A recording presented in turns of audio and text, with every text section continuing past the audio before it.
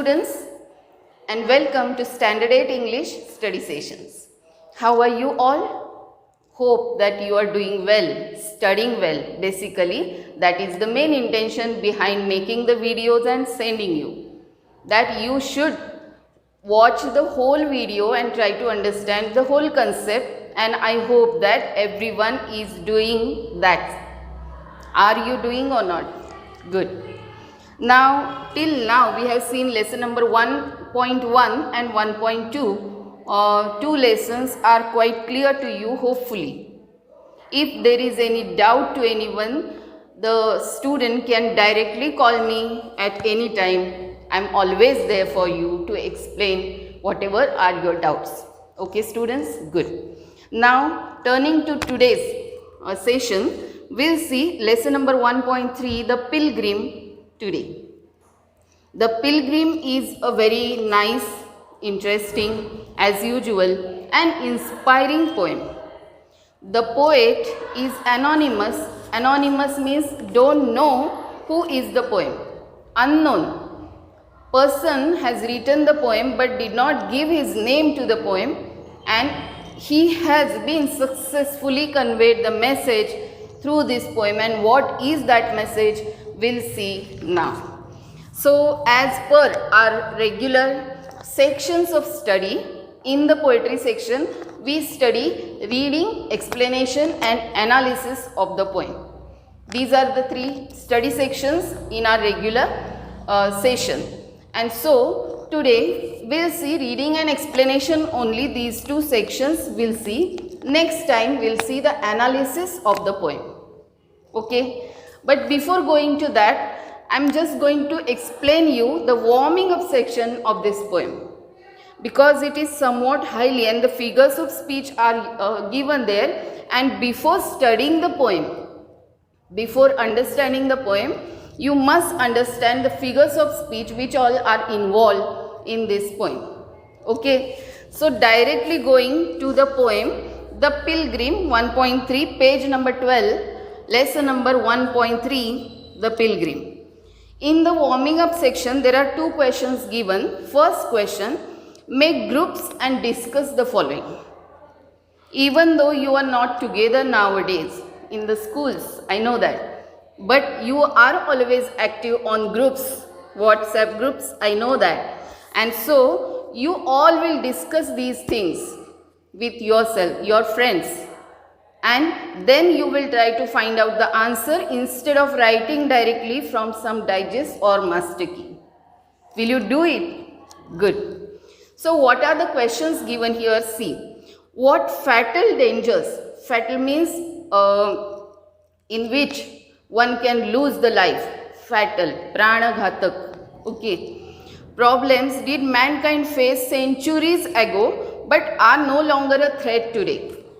In the olden days, which were the problems to humanity, in which there was always the danger of losing life? Nowadays, we are seeing around us due to this COVID pandemic. It's still there, the danger of life. COVID is such a fatal problem for mankind. We have experienced these 2 years, and so everybody knows of your generation of this better. So, same way, if there was any problem in the olden days, you have to discuss with your friends and then you have to find out the answer of that question. Next is name a few scientists or explorers who explored everywhere, social reformers, inventors, discoverers, who spend most of their lives to find solutions to some major problems, setbacks that mankind faced. Now, if you remember, all the scientists almost, they have given the valuable days of their life for some unique research, which proved very helpful to the mankind. Even now, if you see around you, the doctors and health workers or the policemen who are giving their valuable life and time also valuable days of their life for the mankind only, the whole mankind, and without any expectations they are just performing their duty. You know that well. So this way, now in this, I remember one person, social reformer, he was Baba Amte. In Maharashtra he was. You might have heard his name, Baba Amte, who the whole lifelong, he did the work of leprosy patients, did the work for them. And even from his early, when he was a youngster, from that time till his death, he worked for those patients only, did not ever expect anything from any person. And so, such great people are there in this world, and hence the world is going well till now. You have to search. There is a source of internet for you. You can search through internet and you have to find out the names of these people. What you have to do in this, I am sending a PDF through in which I will give you clear instructions what about these questions. Okay. Next is, did they themselves suffer from those problems or setbacks? You have to find out that also, whether they also suffered from that problem and sacrificed their life or what. You all will search this one. Nobody among you will copy from any book. Do remember. Next, what inspired them to spend the best part of their lives to research and share their findings? Best part of their life, best part of any person's life. What is the part of that of life? One is childhood, another is when you are youngsters.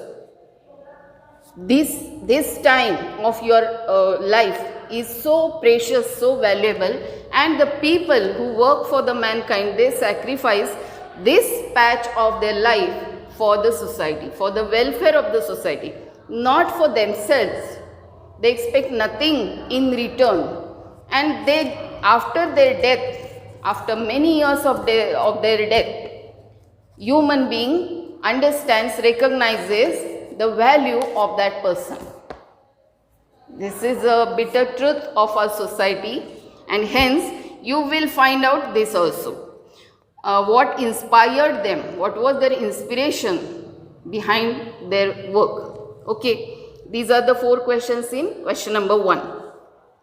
Now in question number 2, read and understand the following poetic devices. Here 3 figures of speech are given, which we'll study in detail now. First is tautology. Which is the first figure of speech?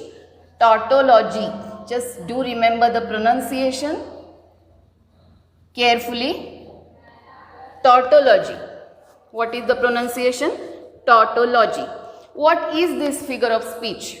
Tautology means in a sentence, in a line of a poem, particularly in the poems we are talking about. In the line of a poem, in the same line, if 2 words of similar meaning do come over there, the figure of speech involved is tautology. Okay, again I will repeat. If 2 words of the same meaning repeat again and again in the same line of the poem, the figure of speech involved is tautology. Now while saying this, I have used tautology figure of speech where I said repeat and again. These 2 words give us the same meaning. Repeating means what? Doing again and again. And again means what? Repeating. So if this type of words come in the line, the figure of speech involved is tautology. While reading the poem, we will see which lines do carry this figure of speech. Here in the textbook some examples are given. It brought joy and cheer. Joy means what? Happiness. Cheer means what? Happiness.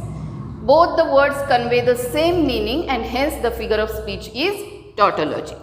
Next, they groaned with aches and pains. Ache means pain only, headache. Have you heard the word or not? Headache means what? Pains in the head. Pains and aches both are similar meaning giving words, synonyms they are. So wherever synonyms do come in a line, in one single line, not in some other line, do remember this one. So when this type of thing comes in the poetry, it is tautology, figure of speech. Next figure of speech is given inversion, or it can be called as anastrophe. Second figure of speech here, inversion or anastrophe. Okay, tautology understood? Good. Now inversion means what? There is a particular sequence of sentence. Whenever you speak, subject, verb, object, complement, the structure of the sentence, the sequence of the words, there is particular. For example, I go to school. This is common. I go to school. This is the structure of the sentence. If I say, to the school I go. How? Sorry. To the school I go. That is the best example of inversion. The words are inversed in the same sentence. Words are reversed. Their places are changed. Again, we'll repeat. See, I go to the school and to the school I go. Meaning is same, but words are changed from here to there. That is inversion, or another name is anastrophe. Here one example is given. Up came the sun. Inversion. How the actual sentence should be? The sun came up. But how it is inversed? Up came the sun. These types of things are used in poetry to make it beautiful, the poem. Okay. So you might be thinking why this one is necessary. Yes, it is necessary for poetic effect. Another is given, down the hill it flowed. How should be the actual sentence? It flowed down the hill. How it has come here? Down the hill it flowed. So the sequence is changed somewhat here and there. Words have come. You have to understand that only. Very easy, inversion or anastrophe. Third figure of speech is interrogation or rhetorical question. This is the easiest one. Interrogation, the word interrogate, you might have heard somewhere. If you have heard, you can tell me where did you hear the word. Interrogation, or one more word is there, that is rhetorical question. Okay, rhetorical questions. What is this? In the poetry, sometimes the poet uses a question. A question mark wherever you see at the end of the line in the poem, the figure of speech is interrogation. That's all. Question mark, rhetorical question. Question word only tells us that there is a question. Now, why this question is asked? There is no intention of any poet to get the answer from the readers. It is just to make the poem interesting or beautiful, more beautiful. That is the intention. So, three figures of speech are explained here. First is tautology, in which synonym words are used, same meaning words are used in one line. You have to find out that. Then inversion, where the sequence of words is changed, inversed. And interrogation, where there is a question asked by the poet. So let's see now directly reading part of the poem. Ready all? Take the book in your hand, page number 13 of our textbook. The Pilgrim. A pilgrim going a lone highway came at evening, cold and grey, To a chasm, deep and vast and wide, the old man crossed in the twilight dim. The chasm held no fear for him. But he paused when he reached the other side and built a bridge to span the tide. Old man, said a fellow pilgrim near, why waste your time in building here? Your journey ends with the close of the day. You never again will pass this way. You have crossed the chasm deep and wide. Why build ye here at eventide? The pilgrim raised his old grey head. My friend, in the path I have come, he said. There followeth after me today a fair-haired youth who must pass this way. The chasm which held no fears for me, to the fair-haired youth may a pitfall be. He too must cross in the twilight dim. My friend, I am building this bridge for him. Poet is anonymous, unknown. Okay, so how interesting and inspiring this poem is. Love this poem. Just love this poem. Okay, now let's see the explanation of this poem. The pilgrim. Pilgrim means who? A traveler who travels from one place to another place in search of peace of mind.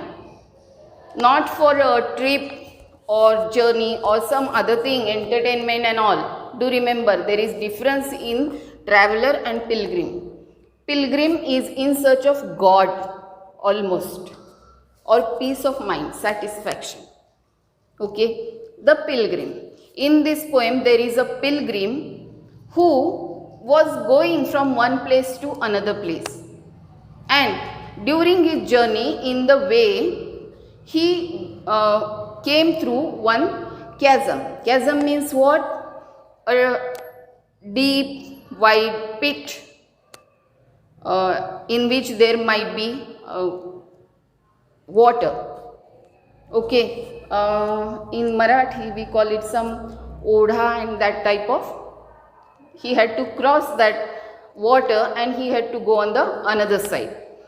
And while going, he was not at all scared. The time was of evening before the nightfall. He was not scared at all. He just crossed the chasm easily without any fear. He crossed, went to that side. And then what did he do? He just built a bridge for the others who may follow him or anybody who may come behind that. For that person, he built a bridge over there. And what message did he give? That is highly important. Let's see now. The pilgrim, the traveler. A pilgrim going a lone highway. Lone means lonely. The highway means which connects the cities and villages. Highway, you know that. So a pilgrim who was going a lone highway. Highway was lonely, very important. Do remember the adjectives, nouns and all things while explanation. How was the highway? Lone. Came at evening, cold and grey. What was the time? Evening time. And how was the evening? Cold and grey. Grey means what? Before the nightfall and after the day, the twilight, sandhyakalchi वेळ.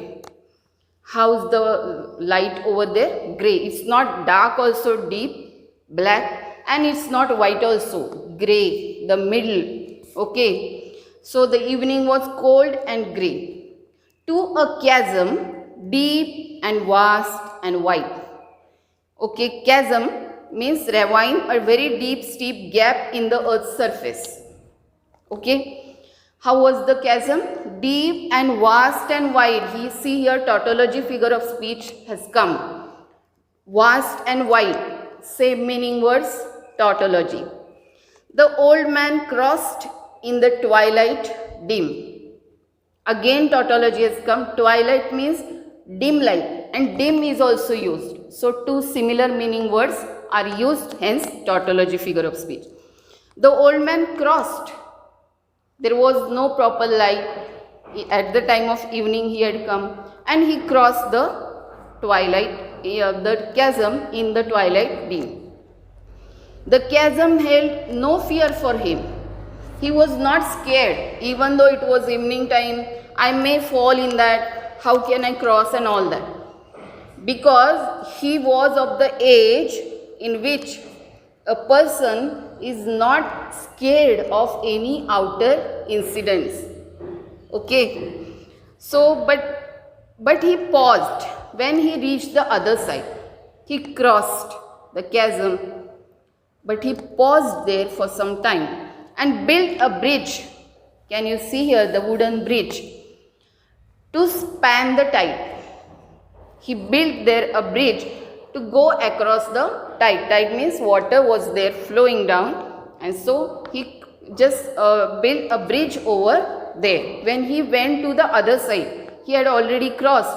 It was very easy for that person to go away because he had crossed. Okay, but still he built a bridge. Old man, said a fellow pilgrim near, why waste your time in building here? Which figure of speech? Question mark has come. Interrogation. So a fellow, there was one more fellow with him. A person was going with him. He asked, old man. Now what was the age of the pilgrim? He was old. Why waste your time in building here? You have already crossed the chasm. We can go now. Why are you doing this? It's totally a waste of time. Your journey ends with the close of the day. At the close of the day, your journey ends. Here, the implied meaning is after a certain age, the person dies. And if you do something nice for your back generations, that is selflessness. Okay, so the old man, your journey will end up now. Then why are you doing this? You never again will pass this way. One more thing, you will never come back from this way because your journey will go on and on. Did you understand the implied meaning? Once in your life, you live for one day, that day never comes back in your life. Does it come back? No, never. So, whenever you are living your life, you must live it properly, thinking of others selflessly, so that the people who are following you, your generations, next generations, your children, grandchildren and all, they should get the benefits of your work. So, it will never come back. You will also never come back this way, the fellow pilgrim said. You have crossed the chasm deep and wide. Again tautology has come. Why build ye? Ye is an archaic word here. Archaic words. I have uploaded the video of explanation of archaic words. Do subscribe my channel please and see that video over there. What are archaic words? You will understand there. You have crossed the chasm deep and wide. Why build you here at eventide? Eventide means it's late evening. Why to waste your time in this building the bridge? The pilgrim raised his old grey head. The pilgrim was old. Head was grey. The hair were grey. Hair had become grey.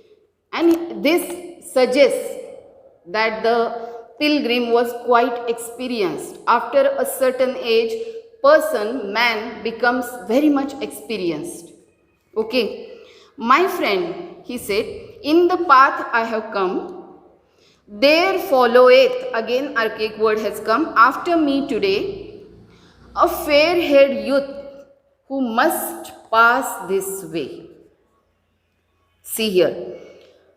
After me today is not over. The journey of others will begin now. It is always on and on. So, I have passed this chasm, it does not mean that over. Somebody else will follow me, somebody else will come from there.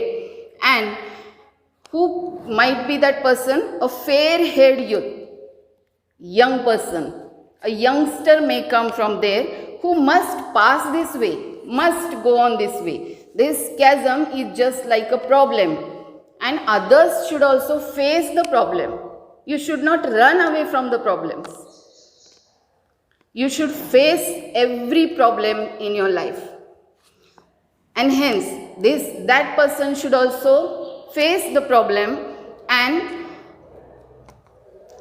the chasm which held no fears for me. I am not scared of that problem. But to the fair-haired youth, may a pitfall be. That may be a pitfall. Pitfall means what? Deceiving thing, something trap. He may think that it's just a simple thing, but the problem might be dangerous for that person. So he may fall inside that problem. He may not recover in his life because of that problem. He too must cross in the twilight dim. He too must face the challenge, must face the problem in the twilight dim. And the same period, he will not be given another chance of tomorrow morning you can come and cross this one. No, he must also face the problem in the twilight dim. My friend, I am building this bridge for him. So it's not for me, it's for the other person who will follow this way. I am saving his life. How selfless thing this is, and the values which are seen in this poem, involved in this poem, we'll see in the next video in deep and detail when we will analyze the poem. Some more interesting things are waiting for you in that video. Please do watch the video till the end, students, I request you. And thank you for today's session.